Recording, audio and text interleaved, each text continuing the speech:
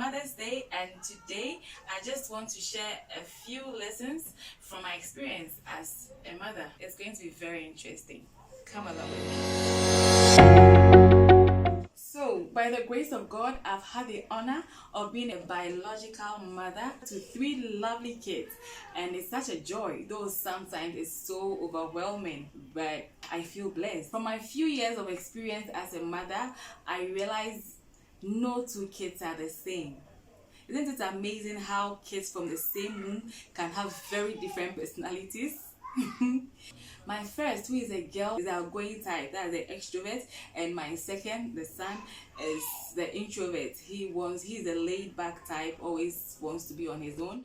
And my third is now growing, and I'm yet to discover what type she is. But for now, I think she has a combination of the two. From the personalities I've observed, I realize you cannot use the same method to raise all of them.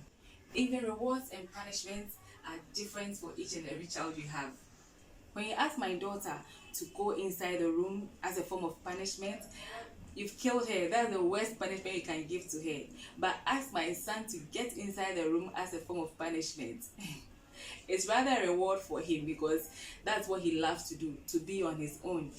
So I realize it's way different handling each and every child, and it's sometimes tough. I've learned that as a mother, I should know the personality of each and every child I have and know how to handle them. I so love it when I go out for weddings with my daughter. She'll take my phone and take all the pictures for me. My son wouldn't want to. When you ask him to sit on this seat, from the beginning of the wedding to the end, he'll remain there. My daughter will rather want to go out and take pictures. So that is the difference between them. I love it when she does that, but I hate it sometimes because when you have visitors or you meet people, she's all out hugging people, saying things she's not even supposed to say. That is when I love my son, because he will rather be laid back, he will watch the guests, and he acts differently with visitors, and I love it. Also, I realize you shouldn't compare your kids with any other kids because they all have different gifts and talents. We once visited some friends, and my son, who was then 4 years old, was reading. He read almost everything he saw in the room. And my friend whose child was then 6 years and could not read was a bit worried, and I had to tell her the kids are different. Your child may be good at math and mine may be good at reading. You should rather figure out the kind of personality your child has and get to know how to help him read, because children read differently and they learn differently. You shouldn't compare. And also, as a mother, I have this challenge of people trying to teach me how to raise my kids, and I believe you may also have faced something like that. Sometimes you have people visiting and they see your kids with phones and tablets, and they show their displeasure. I had a friend who once visited, and she told me her husband had programmed the kids' tablet so they can only use it for 2 hours, which is good. Another person told me how her kids do not use it at all. What I do with my kids is I give them the tablets on Fridays and I take it from them on Sundays, and I still monitor. Through my interaction with other mothers, I realize some continue to allow their kids to use their tablet because they feel they have some advantages. One person told me her kids can speak very good English because of the programs they watch on their tablets. One also said her kids' confidence level has gone up, and there are those who also feel it isn't good for their kids at all. So I believe as a mother, it's up to you to decide if you allow them to use it or not. But I feel if you cannot monitor what they watch, then you should be very careful, because definitely with everything there are merits and demerits. So you have to know what to do as a mother. So, are you going to allow your kids to continue using their tablets because Auntie Esi said they should? Or you are going to stop them because Auntie Amina said they shouldn't? You are the mother. You have to know what is best for your kids, and you have to figure out if they should or not. It's all up to you, mommy. Sometimes as a mother, I can get overwhelmed by the duties I have as a wife, as a mother. as a businesswoman, and I believe some of you are going through the same, having to juggle between your work, the kids, their homework, cleaning of the home and all that. And this comes to the issue of house helps. I know a lot of people who frown at the idea of having house helps, and you may be wondering if it's good to have one or not. Here also I say it's all up to you. If you do not want your house help to live in your home with you, you can have someone coming home to help you during the weekends. And you shouldn't feel you are lazy or you are a bad mother when you realize you need help. Everybody needs help. Do not kill yourself. Do not overwhelm yourself with so much work because you want to be a super mother. Even the virtuous woman in the Bible had help. Allow help. If you need help, ask for it. Get help. Do not kill yourself. You are doing a good job as a mother. Allow people to help you. Sometimes you hear people say, I do not need a house help. I can do everything on my own.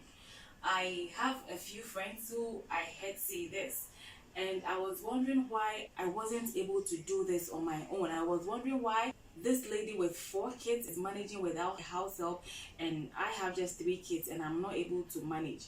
I also heard another person who has 3 kids saying she didn't have one and she never would ever go for one. So one day I visited my friend who has 4 kids, and I saw 2 other grown-ups in the house. Then I was curious, so I asked, who are these? And she said, oh, that's my sister-in-law and that's my cousin. So I asked her, so do they help you at home? She said, oh yeah, I take care of the kids and they take care of the cleaning, the washing. So me, I don't need any house help. Then the other one with 3 kids who also said she didn't need one, I realized she also owns her own shop. I asked her about her daily activities and she said, oh, when I wake up in the morning, I take care of the kids, then I send them to school, and then I drive to the shop. And she told me she gets to the shop at 9. She has people at the shop who help her. And at 3:30, she leaves the shop, picks her kids from school, takes them home. So by 4:30, they are home. And I ask myself, why do I have to compare myself with such people? You may be, let's say, a banker, and you have friends who are saying this, they do not need any house help, and you are feeling so guilty, you feel you are lazy, you've left your kids in the hands of strangers, and you are feeling so bad about it. Get to know the kind of work they do, the ages of their kids, and how flexible their jobs are, and even the size of their home. And also, some have kids who can bath on their own. Your kids may need support bathing. So you can't just compare and judge yourself as lazy. Find out the truth behind their reason for not needing house helps. And you realize, mommy, you need help. You have to allow it. Then there's this other pertinent issue which I believe a lot of you career women, stroke mothers, are still struggling with. That is the issue of wanting to have enough time for your kids. Some women feel very guilty because they think they are not having enough time for their kids. And I understand. You so much want to spend time with your kids, but your work will not allow you to. It's something to worry about. And it can affect you as a mother sometimes. And sometimes when you hear about nannies and households maltreating kids, that is when you so wish to quit your job. You may be struggling with this issue of either quitting your job and having time for your kids, or allowing households or nannies to take care of your kids whilst you handle your work. Sometimes you think about your parents, all the fees they've paid, all the investment they've made into your education, and you ask yourself, do I throw all of this away because I'm married? You wonder how your parents will be feeling if they hear that you put your career on the side because you want to have time for your kids. It's a very tough decision, and I feel for you mothers, I feel for everybody. And this is the time we realize we need God's wisdom and we need help from God. These are just a few of the issues you experience as a mother. And I look back at my mother and I wonder how she was able to do it. 6 kids without house helps. And I just want to say a very happy Mother's Day to her. She did a good job. And to you also, I want to wish you a very happy Mother's Day. I want to tell you, you are doing a good job. You're a good mother. You are doing very well. Don't be too hard on yourself. You are doing a good job. One day my daughter said, Mommy, I want to be like you when I grow up. and I just melted. And I keep asking myself, will she keep saying this in 10 years time, in 20 years time? What am I doing that is making her want to be like me? And I believe it's not by my strength. I believe it's just by the help of God. And I still feel proud that my daughter says this to me. She hasn't said it once, not twice. She keeps saying it. And she's just 9 years old. And I pray she says this to me till I die. And on this day, I want us to use this opportunity on Mother's Day to improve on our relationship with our mothers. And let's honor them when they are alive now and not when they are dead and gone. How will they see? And on Sunday, you are going to see countless number of messages on Facebook of people eulogizing their mothers, praising them and saying all sorts of things about their mothers. And I wonder, are your mothers on Facebook? Will they read it? Do they even know you've written this about them? It's good to write all those beautiful words about them, but I believe our actions should speak louder to them than these words. Have a better relationship with your mother. Call her, make her feel special. Not only on Mother's Day, every other day, but it's Mother's Day and it's just this day. Make her feel very special every day. But on Sunday, give her the best Mother's Day present she has ever received from you. It may be a visit, yes. The best Mother's Day gift for some of our mothers will be a visit or a phone call. Some are saying coronavirus, so we should stay away from our mothers. Well, if you cannot visit them because of coronavirus, you can at least give her a video call. Call her on video, sing to her, just make your mother laugh on this Mother's Day.